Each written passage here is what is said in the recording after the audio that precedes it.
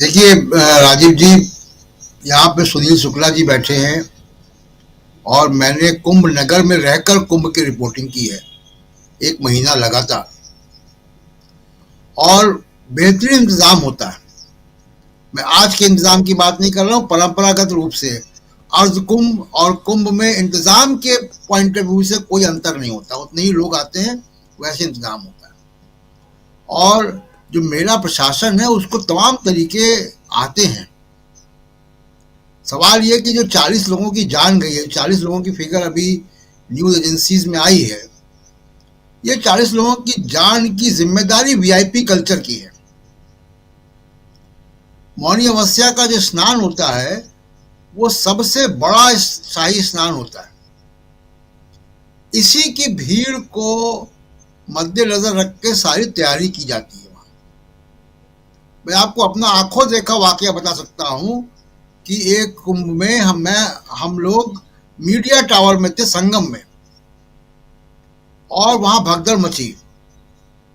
30 second के अंदर वो भगदड़, लोगों का घनत्व था भीड़ का, वो छट गया और वहां पे केवल चप्पलें दिखाई दी। कोई घायल नहीं हुआ, कोई किसी की मौत नहीं हुई। ऐसा क्यों होता था? क्योंकि वहां पे सीसीटीवी कैमरा लगे हुए जगह जगह।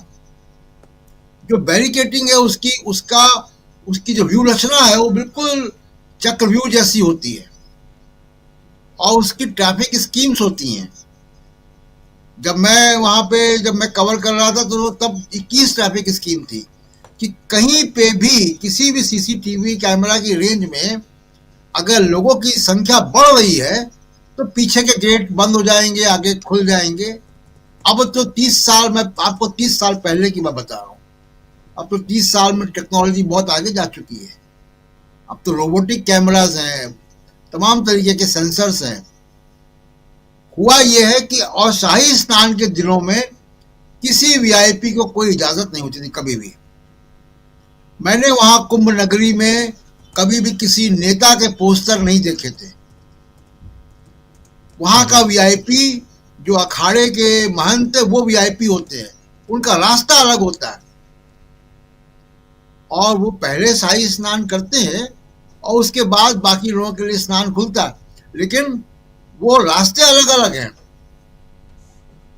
तो अगर वीआईपी वहां जाएंगे, जाहिर सी बात है कि प्रशासन का अमला विचलित होगा, लगेगा। डिप्लॉयमेंट अलग तरीके से होता है उनका वीआईपी का, उसमें कहीं ना कहीं डिस्टर्बेंस होता है। और वही हुआ होगा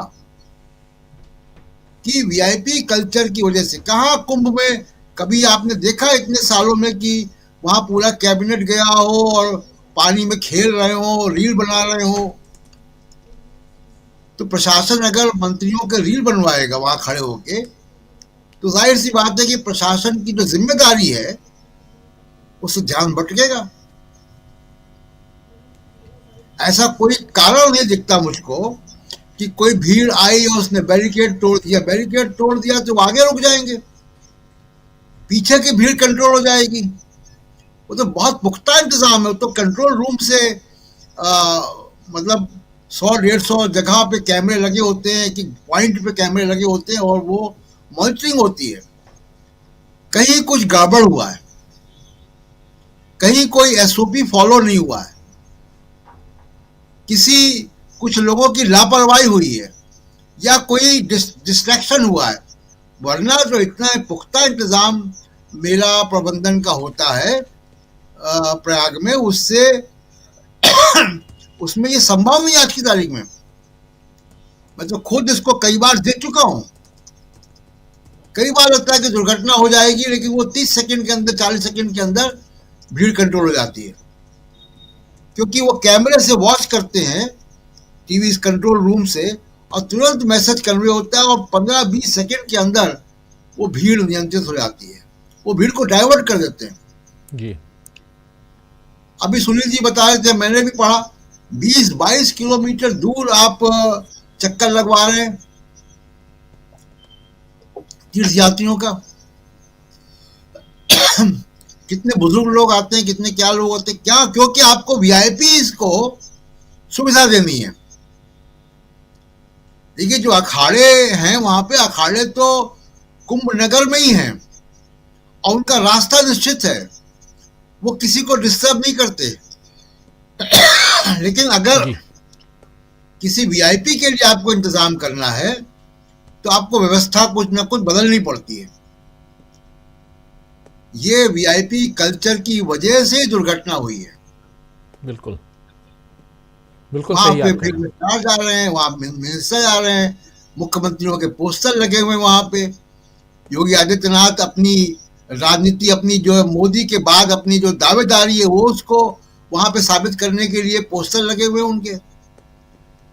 ऐसी मीडिया में तमाम रिपोर्ट्स आ रही हैं, हर कदम पे पोस्टर लगा हुआ उनका। किसकी क्यों आवश्यकता है इसकी? ये मैं ये नहीं कह रहा हूं कि वो पोस्टर ने कुछ डिस्ट्रैक्ट कर दिया। इस पोस्टर से, इन पोस्टरों से आपकी प्राथमिकता नजर आती है कि आपकी प्राथमिकता अपनी ब्रांड बिल्डिंग है। आपकी प्राथमिकता सुचारू रूप से बिना किसी की नुकसान हुए एक मेले को जो है, मेले के प्रबंधन को ठीक ठाक ढंग से किया जाए। सही कहा। वहां पे बहुत सारे लोग, बहुत से अधिकारी पुराने होंगे और सबको आइडिया होता है, बहुत उसके कॉन्ट्रैक्टर्स कुंभ के, उसके टेंट वाले, उसके तमाम जो रास्ते बनते हैं स्टील के शीट्स के, वो सब कॉन्ट्रैक्टर, सबको एक तरीके से ट्रेनिंग है कितने सालों से उस कुंभ, माघ मेला, अर्ध कुंभ को ऑर्गेनाइज करते करते। लेकिन अगर वीआईपी मूवमेंट की वजह से सब व्यवस्था अस्त व्यस्त करेंगे तो दुर्घटनाएं होंगी। बहुत असंवेदनशील है जिस तरीके से रैलियां हो रही हैं। आपको 40 लोग मरे हैं, 40 लोगों की मौत हुई है, आपको वहां पे जाना चाहिए था। नहीं जा सकते तो कम से कम अपने राजनीतिक कार्यक्रम स्थगित करें। बिल्कुल जाना तो नहीं चाहिए, क्योंकि ऐसी जगह पे आप जाएंगे तो फिर वही होगा कि सारा इंतजाम अस्त व्यस्त होगा। लेकिन राजनीति इसमें दूर रखना चाहिए इसको, राजनीति से। जी, अभी योगी आदित्यनाथ का एक बयान आया है, जरा सुन लेते हैं। योगी आदित्यनाथ अब बता रहे हैं, सुबह 8 घंटे बाद जब उनका बयान आया था तो उसमें उन्होंने कुछ नहीं बताया था, लेकिन अब वो आंकड़ों की पुष्टि कर रहे हैं, अपनी बात रख रहे हैं, बता रहे हैं कि कैसे क्या हुआ। जरा सुन लीजिए।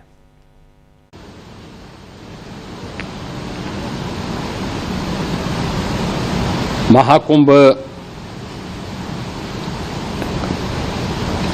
प्रयागराज का